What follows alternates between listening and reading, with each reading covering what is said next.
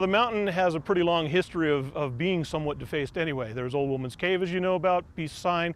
There was this big plus sign, and that's where the E comes in. The E was for nearby Eldorado High School. Skip Kelly was in the first four-year graduating class after it opened in '73. At the time, there was nothing between Eldorado High School and the mountain itself. So we actually had a little bit of proprietary notion about the mountain. It was our mountain. Initially, students went through proper channels, petitioning the Bureau of Land Management to mark the mountain. Then in October of '76, some students just grabbed paint buckets and went rogue. When it happened, it was a completely spontaneous thing. As quick as the E went up, there was a scream of complaint.